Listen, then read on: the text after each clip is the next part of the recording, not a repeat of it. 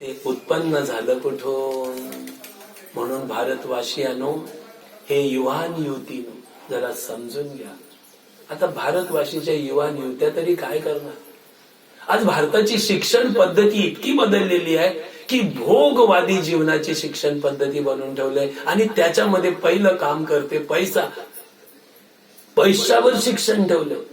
आज भारताचे जेवढे शिक्षक आहेत त्यांनी अध्यात्म घेतलंच नाही, तर ते विद्यार्थ्यांना अध्यात्म काय शिकवणार? मला तर सांगायचं आहे, असे क्लासेस काढा की प्रोफेसर आणि हे बनवायचं असेल तर पहिला अध्यात्म विद्यार्थ्यांना पारंगत करा आणि मग भारताला शिकवण्यासाठी जे कॉलेज वगैरे आहेत त्याच्यात शिक्षक तयार करा. प्रत्येक शिक्षकाला अध्यात्म आलं तरच त्याला नोकरीला ठेवा, नाही तर काढून टाका त्याला. काय गरज आहे त्या नको असलेल्या शिक्षणाची? आणि नागड्या उघड्या पोरींना फिरवून विद्याभ्यास घ्यायची. हे कुठले संस्कार आहे? जरा विचार तर केलाच पाहिजे. अध्यात्म तर कॉलेजमध्ये आलंच पाहिजे आणि ते तर पहिला प्रोफेसरांना पाहिजे. आणि हे प्रोफेसर जर पैशासाठी उघड्या नागड्या बायांना कामाला ठेवतात आणि पोरांना बघत शिक्षण देतात, अशा धिक्कार आहे या शिक्षकांचा आणि प्रोफेसरांचा. त्यांनी पहिला ऋषीकडे मुनीकडे जाऊन अध्यात्म शिका, कारण नंतर यमाचे फटके पडू नये. शिक्षक आहात तुम्ही, विद्यार्थी आहात तुम्ही आणि विद्यार्थी लोकांना घडवणारे सांगतात तुम्ही प्रचारक आहात, तर तुम्हाला पहिला अध्यात्माचा पण प्रचार केला पाहिजे. ज्याच्यावर हे संपूर्ण विश्व चालते त्या सत्तेचं ज्ञान पण आपल्या विद्यार्थ्यांना देण्याचा अधिकार ठेवला पाहिजे. नाहीतर मग नंतर फसवणूक होईल. इथे तर चांगलं तुम्हाला महिन्याला लाख लाख रुपये मिळतील, पण हे लाख रुपयाचा मोबदला तुम्हाला त्या यम लोकांमध्ये मोजावा लागेल. संस्कार कोणते दिले? संस्कार का नाही घेतले पुढचे? तिथे तुम्ही भोगवादी का राहिले?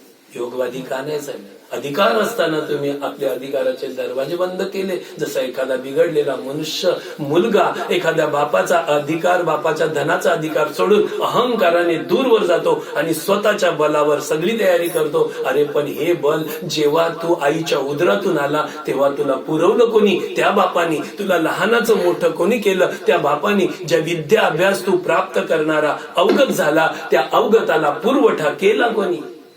त्याच वेळेला जर तुला एखाद्या जंगलात किंवा इकडे सोडून दिलं असतं तर नागड्या उघड्या तुझ्या चितड्या जनावरांनी केल्या असत्या आणि तुझ्या मनाचं, तुझ्या विचाराचं आणि तुझ्या शरीराचं सांगतात संगोपन नसतं झालं तर यामध्ये पण विकृती आल्या असत्या. तुझं शरीर विकृत झालं असतं, तुझं मन विकृत झालं असतं, तुझी बुद्धी विकृत झाली असती, तुझं जीवन विकृत झालं असतं. जेव्हा ते जीवन तुझं विकृत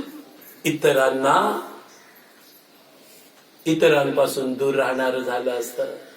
या आई बाबांचे उपकार किती आहे? त्यांना वेगळं करून कधी राहू नये. पण आज आधुनिक विज्ञान आहे. मोठे होतात तेव्हा आई बाबांनाच तुच्छ लेखतात. त्या ज्ञानाची आपल्याला आज गरज आहे. म्हणून इथे फार मोठा महत्वाचा भाग आहे. परंतु जे प्रकृती आणि प्रकृतीचे कार्य जे चालले ते शरीराशी मी आणि माझेपणाचा संबंध करून होते. जे काही ते कर्म करीत आहेत ते कर्म प्रकृतीशी मी आणि माझे मुले होते. हा मी आणि माझेपणा अति खोटा. मी हा व्यापाराचा एक अंश आहे, व्यवहाराचा एक अंश आहे. माझेपणा हा कुटुंबाला एकत्रित करून त्याच्या शांती निर्माण करण्याचा एक अंश आहे. याचा फक्त आपल्याला उपयोग करायचा आहे, कारण या दोन्ही गोष्टी इथे वापरायच्या आहेत आणि पुढे सोडायच्या आहेत. तर त्याला आताच अनासक्त राहायचं. जसं एखाद्या कॉलेजमध्ये एखाद्याला प्रोफेसर डिग्री दिली तर तो प्रोफेसर झाला नाही, फक्त तेवढ्या पुरता तो प्रोफेसर आहे. तिथून निघाल्यानंतर तो एक कोणाचा तरी कोण आहे. जसं वकील फक्त तो न्यायालयामध्ये वकील आहे, त्यानंतर तो वकील नाही. तर त्यानंतर पण तो स्वतःला वकील मानतो. त्यानंतर तो कोण आहे हे ओळखलं पाहिजे. जसा एखादा डॉक्टर फक्त त्या हॉस्पिटलमध्येच डॉक्टर आहे, नंतर तो बाहेर आल्यावर डॉक्टर हे डिग्री आहे या मिळालेल्या आहेत, त्या कायमच्या पुढे आपल्या बरोबर नाहीये. एखादा तोच डॉक्टर किंवा तोच वकील किंवा तोच इंजिनियर जेव्हा म्हातारा होईल तेव्हा न करता होईल, सर्व त्याची पद दुसऱ्याला गेलेली असतील, तेव्हा तो काय सांगेल? मी पूर्वी होतो आता मग नंतर तर नाहीच आहे ना.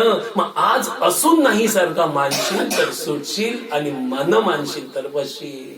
तसं हे प्रकृतीचं मी आणि माझेपणाचं कार्य पुढे नाही आहे. पुढे पण ठेवलं तर आपल्याला मोठं दुःख आहे. हे सगळे व्यवहार प्रकृतीच्या मी आणि माझेपणामुळे होतात. पण प्रकृतीचा अंश आपण नाही. आपण तर सनातन परमेश्वराचे अंश आत्मा आहोत, शरीर नव्हे. म्हणून या डिग्र्या काही कालापुरताच आहेत, पुढे नाही. पण त्या पुढे नाही त्या डिग्रीमध्ये आपण आसक्त झालो, तेव्हाच आपण फसलो.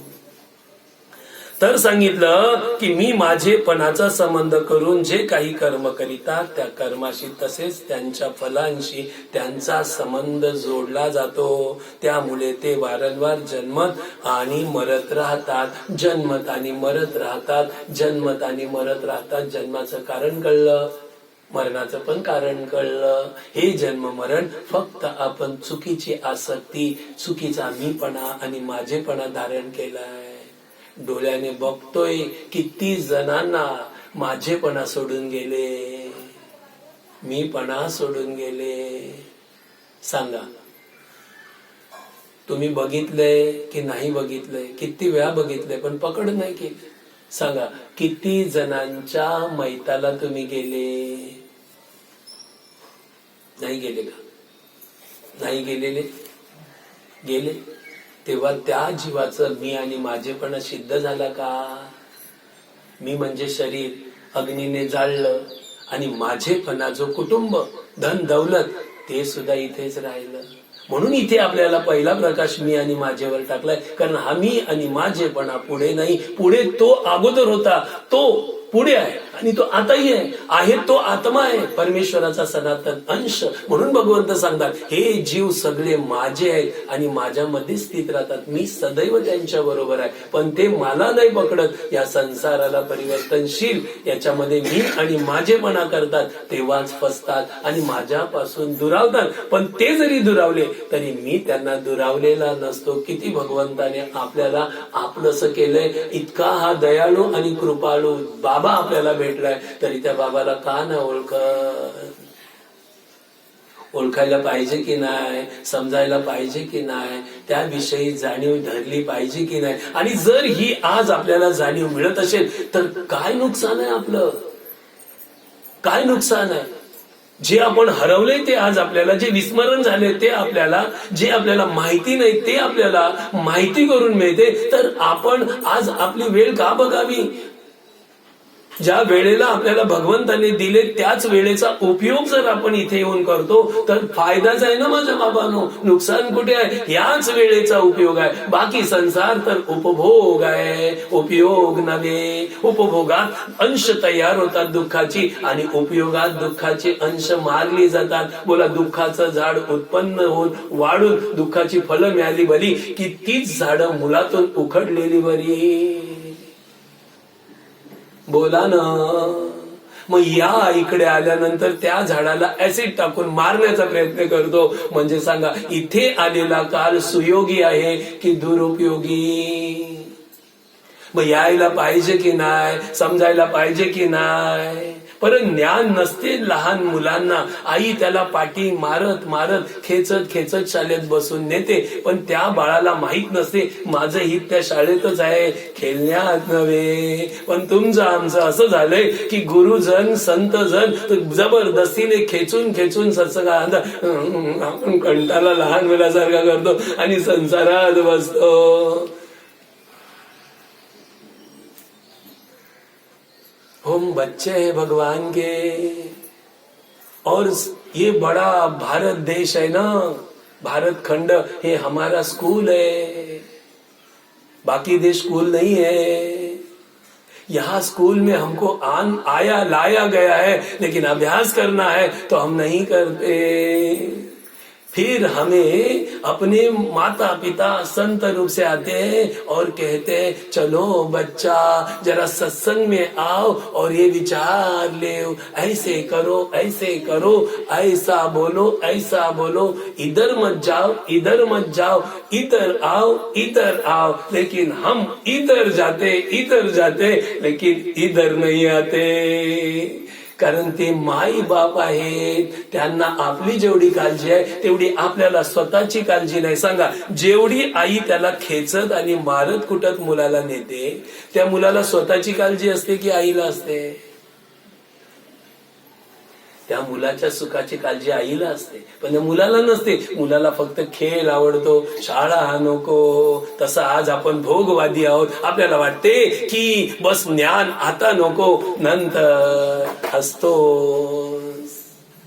आजच सकाळी लेक्चर दिलं, त्याला वाटते की मला बोलतो नाही, जगाचीच रीत आहे, जगाला बोलतो. हे सगळं जगामध्ये हेच चाललंय. आजचा युवान आहे हा संत विचाराच्या मागे नाही,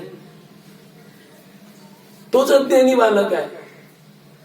या सर्व युवानांना, सर्व युवतींना तेच आहे. संत विचार त्यांना आवडत नाही. पण कुठेतरी आज वाढदिवस आहे, चला आज कुठे जायचं, आज वाढदिवस तुझा आहे ना, चला मग आज केक कापा, पार्टी. मग पार्ट्या करायला कुठे? समुद्राच्या किनारी किंवा एखाद्या खंडर मध्ये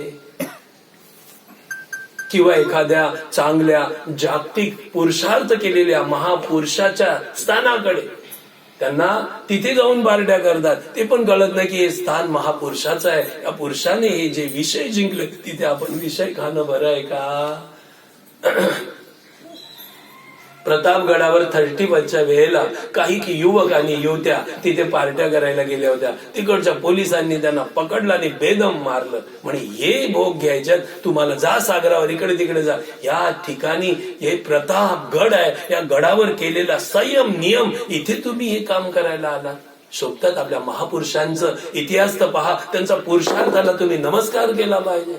त्यांनी जे विषय जिंकलेत, त्या विषयाला जिंकण्यासाठी, ज्ञान घेण्यासाठी या पवित्र भूमीमध्ये या. पण त्या युवांना युवतींना माहिती नाही. असे युवान युवतींच्या आहारी जे दुसरे युवान युवती जातात ते फसतात. म्हणून भारताच्या युवान युवतींना इशारा आहे की भोगवादी होऊ नका, योगवादी व्हा. कारण हा भारत खंड योगवादी आहे आणि परमात्म्याने ते भाग्य आपल्याला दिले, इतरांना नाही. म्हणून इतर संस्कृतीलाच आकर्षण आपल्यामध्ये न आणता आपण भारतीय संस्कृतीचे गुलाम बना. याच्यात अमृत आहे, त्याच्यात विष आहे. ते चमचमीत खायला देईल, नटापटा देईल, पण नंतर भोगांमध्ये 84 लक्ष देईल. पण आपला साधेपणा, साधं खाणं, साधी राहणी, संयम नियम जीवनाला नंतर अमृत देईल, परम सुख देईल. भारताची संस्कृती साधी राहणी, साधी खाणी. बघा, गेल्या वेळेला भारताचे महापुरुष त्यांनी कसं राहिलंय, त्यांनी ओळखलंय की हे शरीर जे आहे हे साध्यामध्ये अमृतमय होईल. जर या शरीराला भारी भारी दिलं तर विष होईल. म्हणून आपले बघा, जुन्या काळातल्या मुला मुलींचे आणि पुरुषांचे कपडे हलके सुलके आणि सुती आणि मोकळे. आणि आता पाश्चात्य संस्कृतीचे कपडे जाड जूड आणि फिक्स, हवाच नाही अवयवाला लागत. बघितले ना कपडे, जरा बघा त्याच्यात रोग वाढणार की का? थंडीच्या दिवसात एक ठीक आहे, पण उन्हाळ्याच्या दिवशी पण या जाड्या जाड्या जीन पॅन्टी घालायची काय गरज आहे?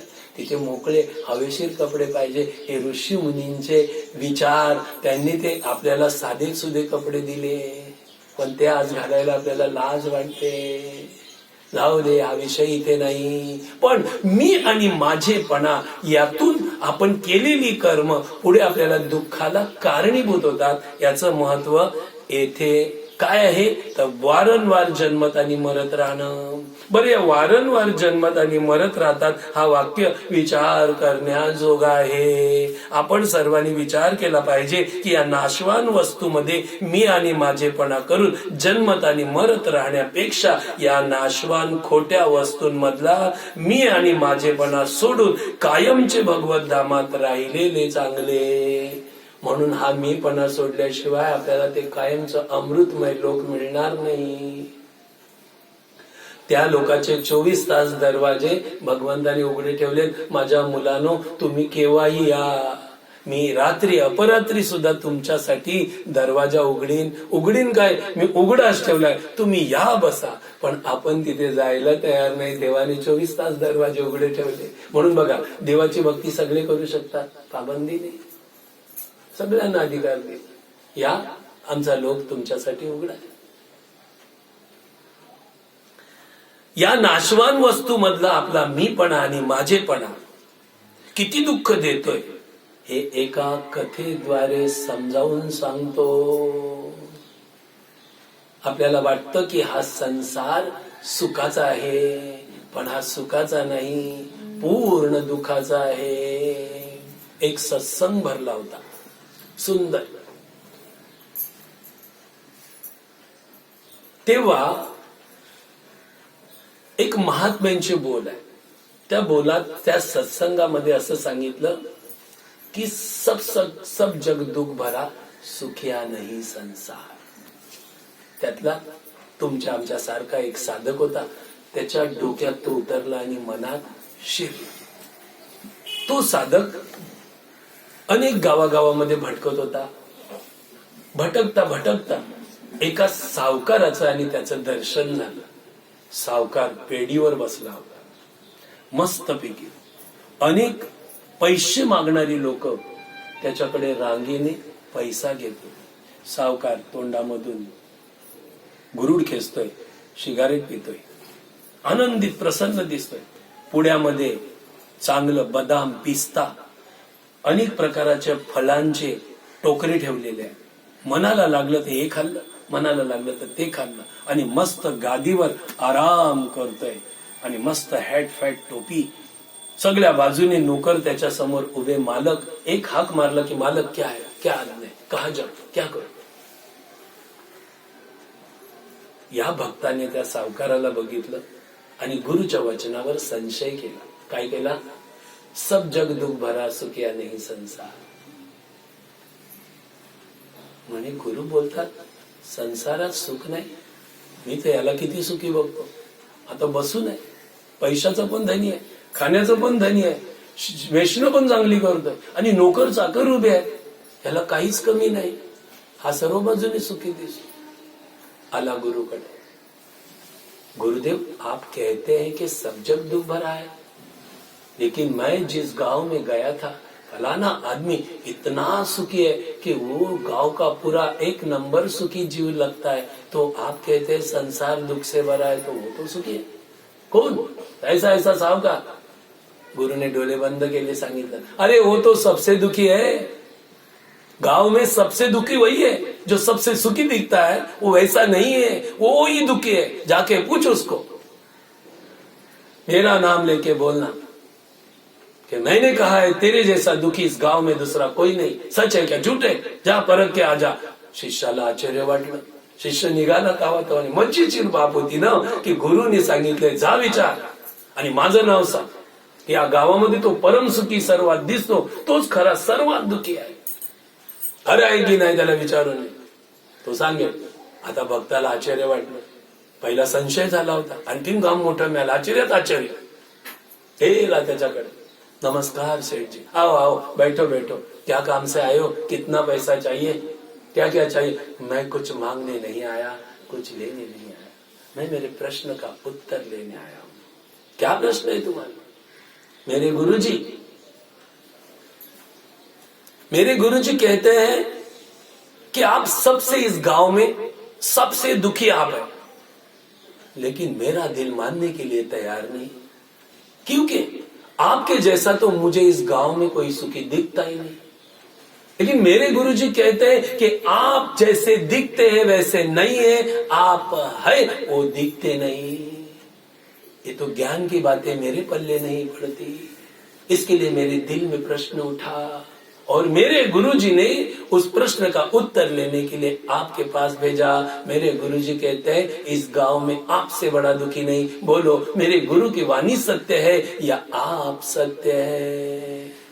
तो रोने लग गया वो सावकार और सर पीटने लग गया, ऊर पीटने लग गया, और दुखों के आंसू छोड़ते छोड़ते कहने लगा, अरे बेटा, तुम्हारे गुरु सच्चे हैं, तुम्हारे गुरु ही सच्चे हैं. सच कह रहे, उनकी वो अमृत वाणी है. मेरे जैसा इस गांव में दुखी कोई नहीं. सब सुखी है मेरे से, लेकिन मैं उनसे दुखी हूं. लेकिन सेठ जी, आप तो सब बाजू से वैसे तो नहीं लगते. अरे बेटे क्या कहूं, इधर इधर फंस मत। जो दिखता वैसा नहीं होता और जो होता है वो दिखता नहीं। इसके ऊपर तो रामकृष्ण हरि कहना ही पड़ेगा। रामकृष्ण हरि। समझ गए? जो दिखता है वो रहता नहीं और रहता है वो दिखता नाही। जर मी भगवे कपडे घातले, मोठा टिला लावला, एका आसनावर बसलो तर काय होईल? तसा असेन का नसेन देव जाणो, पण आता मी इथे बसलो, तसा असेन का नसेन देव जानो। परीक्षा तो आपकी है बच्चा लो, हमारी तो क्या, हम ठगने के लिए बैठे। इसके ऊपर भी आपको रामकृष्ण हरि कहना पड़ेगा। अभी ठगिया है क्या असली है? रत्न तो आपके सामने रखा है, कांच है क्या हीरा है, परखना तो आपको है। दृष्टि तो आपकी निर्मल होनी चाहिए, मलकट होनी चाहिए, आपके ऊपर है। हीरा पड़ा बाजार में, रहा दिल फसाए, कई मूर्ख चले गए, पारखी लिए उठाए। पारखी तो आपको बनना है तो असली की पता चलेगी, नहीं तो असली की तो खबर नहीं। दुनिया फिरे दारोदार, ऐसा तो होना नहीं चाहिए, लेकिन इस जगत में हो रहा है। चलो तो गुरुजी कहते हैं हमारे वो सच है, लेकिन ऐसा तो आप में कुछ अंश भी नहीं दिखता, तो मैं मानूं कैसे? तो सावकार कहता है आपके गुरुजी सच्चे हैं, इस जगत में मेरे जैसा कोई दुखी नहीं, और वो दुख का कारण मैं तुम्हें बताता हूँ तो आपको पता चलेगा कि मेरे जैसा इस गांव में भी कोई दुखी नहीं। म्हणे मैं पहले एक जवान लड़का था, दिखने में अति सुंदर, विचारवंत। मेरी डिमांड गांव में थी एक भलाना श्रीमंत, मतलब साहूकार की लड़की मुझे भाग गई, उसे मैं भाग गया, हम दोनों की शादी हो गई और मैं बड़ा पैसे वाला बन गया। मैं मेरे बीबी के ऊपर इतना प्रेम करने लग गया, इतना प्रेम, और उतना ही उसका मेरे ऊपर। ये हम दोनों तो ऐसे बन गए, दो जिस्म मगर एक जान है हम, दो दिल के एक अरमान है हम। ऐसे हम बन गए, हम उसके सुख दुख में और वो मेरे सुख दुख में। ऐसे दोनों के भाव हो तो गए जन्म का पुण्य उदय में आता है, लेकिन वो ज्यादा देर टिकता नहीं, क्योंकि पुण्य का अंत होता है और पाप का वापस शुरू हो जाता है। जैसे हमको आज सुख मिला है वो पुण्य उदय हुआ है, लेकिन सूरज उगता है तो वो शाम